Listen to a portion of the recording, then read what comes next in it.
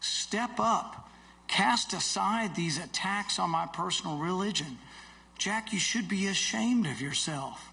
You should apologize. Have you no decency? Have you no shame?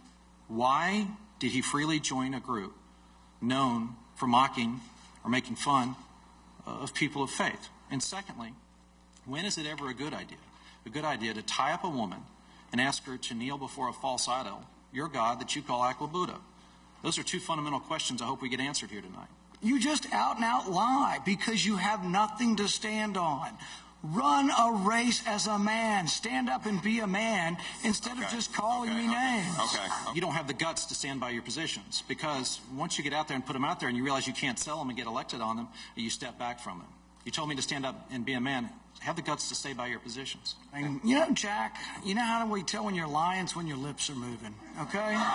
When is it ever appropriate to tie up a woman? When is it ever appropriate to tie up a woman and have her kneel before a false idol that you refer to as Aqua Buddha? Those are two fundamental questions. To be clear, do you think that he's a Christian or a good Christian? Because you're asking that question, why?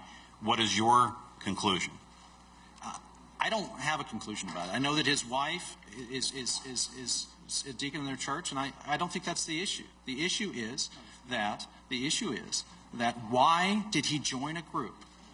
Why did he join a group that mocked people of faith, that was known for? Did you not join a group that was known for mocking people of faith, Randy? You say. Let me get this straight. Jack wants to know, well, when did you quit beating your wife? And I just don't think that anyone should ever tie up a woman and ask her to kneel before a false idol.